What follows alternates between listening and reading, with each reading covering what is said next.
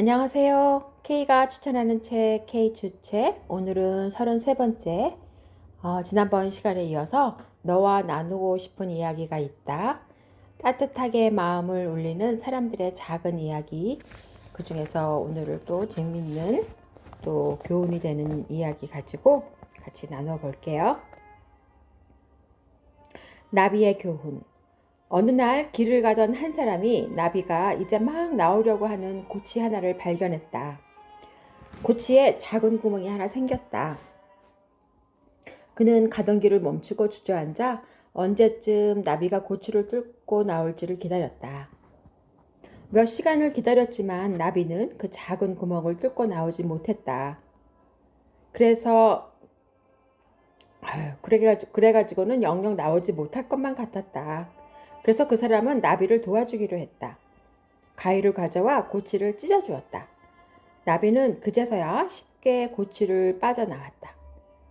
나비는 아직 찌푸러진 상태였다. 아주 작았고 가냘픈 날개를 가지고 있었다. 그 사람은 이 나비가 언젠가는 날개를 활짝 펴고 더 커지고 자기 몸을 튼튼히 지탱할 만큼 되기를 기대하면서 좀 더 지켜보기로 했다. 그러나 그 나비는 말라 비틀어진 몸뚱이와 찌그러진 날개를 지닌 채 땅바닥을 기어다녔다. 결코 날지 못했다. 그 사람은 친절과 호의를 베푼 것이었지만 그 사람이 깨닫지 못한 것이 하나 있었다. 나비가 고치의 작은 구멍을 빠져나오지 못하면서 무던히 애를 써야만 했던 것은 신이 그것이 필요해서 만들어 놓은 장치였던 것이다. 나비가 작은 구멍을 뚫기 위해 애쓰면 쓸수록 몸통에 있던 액체가 짜내어져 나비의 날개를 적시게 된다.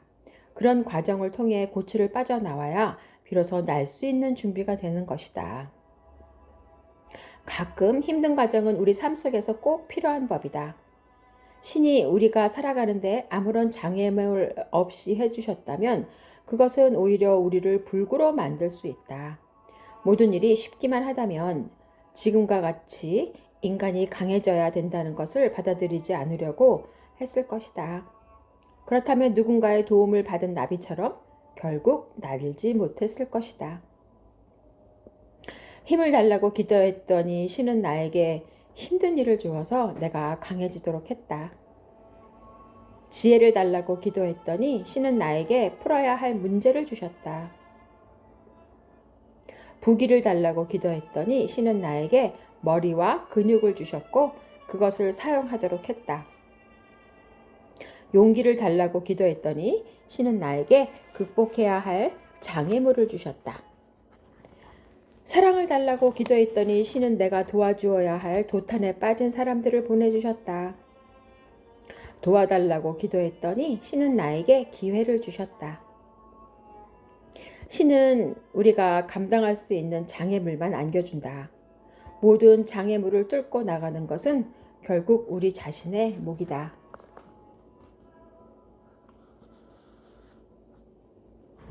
페니실린과 플레밍. 페니실린을 발견한 알렉산더 플레밍의 연구실은 매우 열악하고 협소했다. 창문의 유리창은 깨져서 바람과 먼지가 들어왔다. 어느 날 그는 깨진 창문을 통해 날아온 곰팡이의 포자를 현미경으로 관찰한 후 중요한 사실 하나를 발견했다. 그 곰팡이에 바로 페니실린의 원료가 숨어 있었던 것이다. 그는 그것을 토대로 페니실린을 만들었다.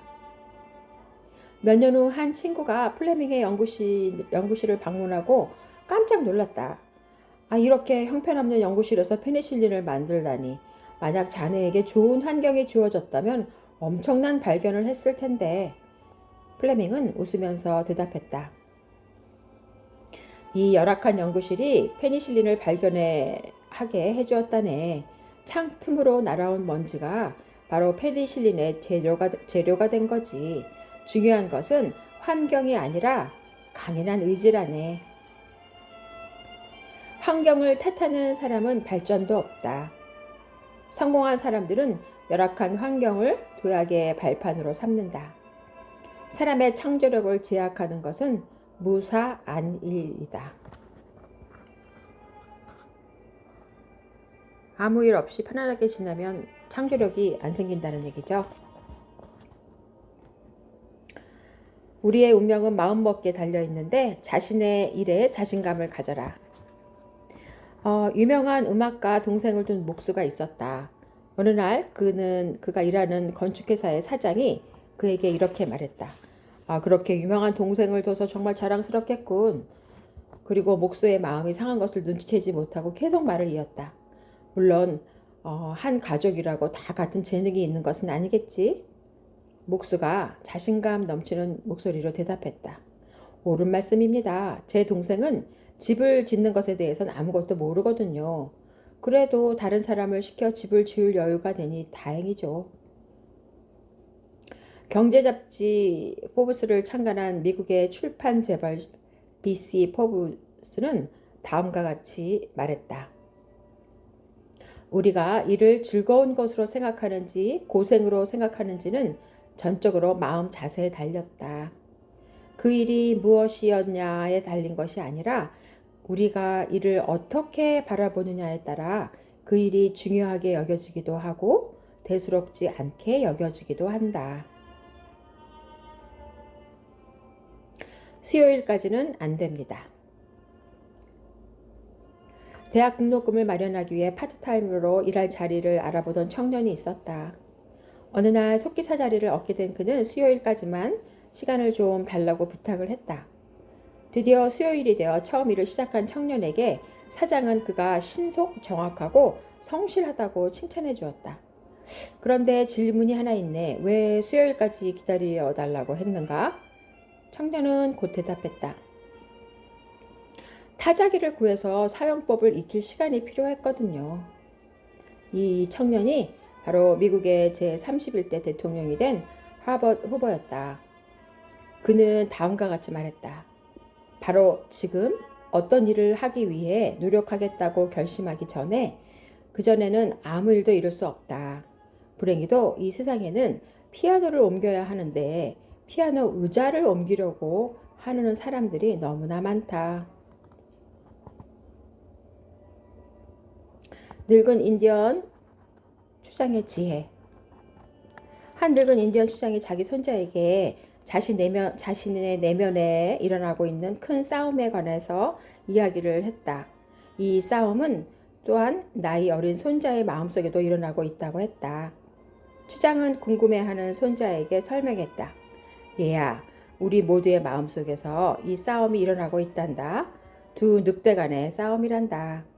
한 마리는 악한 늑대로 그놈이 가진 것은 화, 질투, 슬픔, 후회, 탐욕, 거만, 자기동정, 죄의식, 회한, 열등감, 거짓, 자만심, 우월감, 그리고 이기심이란다.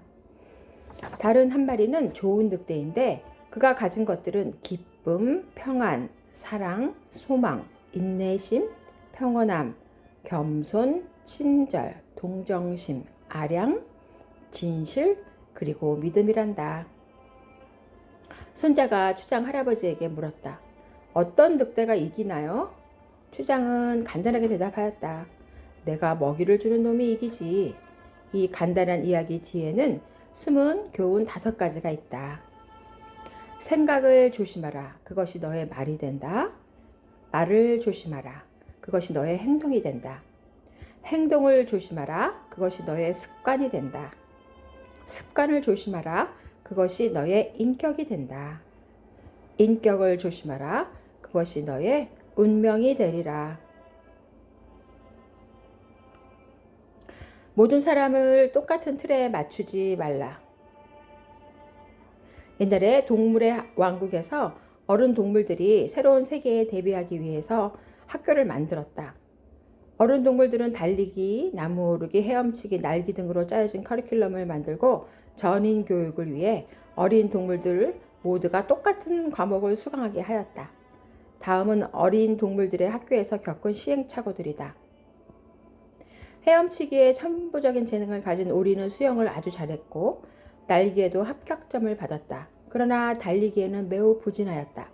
선생님은 오리에게 수업이 끝난 뒤에도 남아 달리기 연습을 하도록 지시했다. 선생님 말대로 하루에 수시간씩 달리기 연습을 한 오리는 차츰 물갈퀴가 닳아져 졸업할 때쯤 돼서는 수영 과목에서조차 겨우 평균 점수밖에 못 받았다. 토끼는 달리기를 매우 잘하였으나 수영 연습에 많은 시간을 할애하여 연습하느라 신경쇠약에 걸려 나중에는 달리기조차 제대로 못했다. 다람쥐는 나무 오르기 과목에서는 뛰어났지만 날기 과목을 가르치는 선생님이 맨 땅에서 날아보라고 요구하는 바람에 심한 좌절감이 생겼다.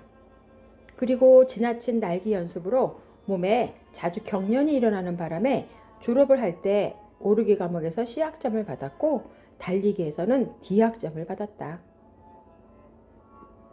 독수리는 항상 문제아였다. 날기는 잘하지만 나무 오르기에서 선생님이 지시한 방식대로 하지 않아 말썽이 생겼다. 수영도 잘 못하면서 연습도 제대로 하지 않아 수영에서는 D학점을 받았다. 1년이 지나 동물학교에서 졸업식을 갖게 되었다.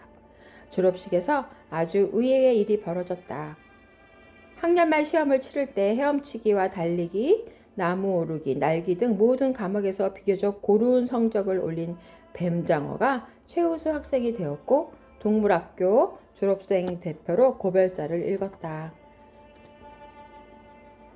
그러니까 모든 사람을 똑같은 틀에 맞춰서 하는 교육을 받았을 때 우리가 각자 자기가 가지고 있는 탤런트를 오히려 잃어버리는 그런 결과를 가져왔다는 내용이네요. 한 성공의 주교의 묘비명. 내가 젊고 자유스러워서 상상력에 한계가 없을 때 나는 세상을 변화시키겠다는 꿈을 가졌었다. 좀 더 나이가 들고 지혜를 얻었을 때 나는 세상이 변하지 않으리라는 걸 깨달았다. 그래서 내 시야를 약간 좁혀 내가 살고 있는 나라를 변화시켜야겠다고 결심을 했다. 그러나 그것 역시 불가능한 일이었다. 황혼의 나이가 되었을 때 나는 마지막 시도로 나와 가장 가까운 내 가족을 변화시켜야겠다고 마음을 정했다. 그러나 아무도 달라지지 않았다. 이제 죽음을 맞이하기 위해 누운 자리에서 나는 문득 깨달았다. 만일 내가 내 자신을 먼저 변화시켰다라면 그것을 보고 내 가족이 변화되었을 것을, 또한 그것의 용기를 얻어 내 나라를 더 좋은 곳으로 바꿀 수 있었을 것을, 그리고 누가 아는가 세상까지도 변화되었을지. 이 글은 웨스트민스터 대성당의 지하 묘지에 있는 한 영국 성공의 주교의 무덤 앞에 적혀 있는 글이라고 하네요. 그러게 우리가 이렇게 자기 자신만 변하면 되는 건데요. 오늘 K추책 여기까지 하고요. 다음에도 좋은 내용으로 여러분과 만날 것을 약속드리며 들어주셔서 감사합니다.